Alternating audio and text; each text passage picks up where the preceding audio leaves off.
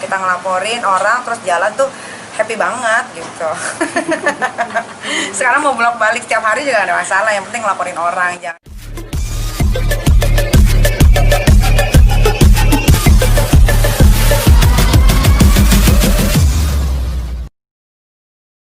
Kasusnya sekarang. Yang sekarang Kalau sekarang Niki, kewajiban Niki datang sebagai pelapor ya. Jadi Niki datang sebagai pelapor, memenuhi panggilan karena dia harus dimintai keterangan sebagai saksi atas laporan Niki terhadap seseorang yang sudah naik pada proses penyidikan. Nah, proses penyidikan itu adalah proses hukum di mana perbuatan seseorang sudah memenuhi unsur pidananya atau ada perbuatan pidananya, sehingga prosesnya dilanjutkan dari proses penyelidikan menjadi proses penyidikan. Nah, di dalam proses penyidikan inilah Niki datang.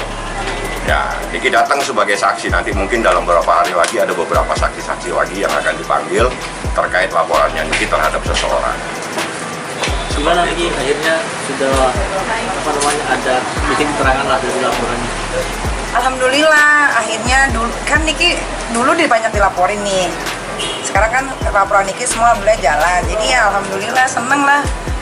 Akhirnya Niki bisa dapat keadilan juga dari semua laporan Niki yang alhamdulillah sekarang jalan semua gitu. Dan Niki juga udah nggak ada urusan sama hukum manapun dengan siapapun gitu. Sekarang tinggal giliran Niki yang gantian yang ngelaporin mereka itu, yang tapi yang udah pada masuk ke penyidikan ya Bang? Iya, jadi kasusnya udah penyidikan ya. Jadi di sini kehadiran Niki sebagai saksi dan prosesnya itu pro justisia, jadi demi keadilan ya. Jadi ini udah proses hukum penyidikan. Jadi kalau penyidikan berarti perbuatan yang dilaporkan Niki itu adalah perbuatan unsur pidananya sudah terpenuhi. Kira-kira kalau yang pelaporan memanggil, kalau saksinya sama kayak saksi yang dulu Niki ngelaporin, ada Kak Fitri, ada Dea juga, nanti itu dipanggil hari Selasa ya Bang? Selasa. Habis itu baru yang bersangkutan dipanggil gitu. Terkait tadi ada disampaikan bahwa ada BAP ulang, siapa? Ya, bukan BAP ulang, jadi gini. Dulu Niki datang itu sebagai dalam proses penyelidikan. Jadi biasanya dalam proses penyelidikan itu klarifikasi ya, atau permintaan keterangan. Nah, sekarang Niki hadir sebagai saksi karena prosesnya adalah penyidikan. Nah, kalau proses penyidikan berarti ini adalah proses pro justisia ya di dalam berita acara pemeriksaannya. Dan berarti ada perbuatan-perbuatan itu adalah perbuatan yang memenuhi unsur pidana. Nah, sekarang prosesnya penyidikan. Di proses penyidikan nanti dicari siapa sih yang bertanggung jawab atas perbuatan tersebut. Nah, tapi terlapornya sudah ada. Artinya terlapor itu kan orang yang diduga melakukan perbuatan pidana tersebut. Ini terkait Niki yang sempat dituduh lah macam-macam, cepu dan segala macam.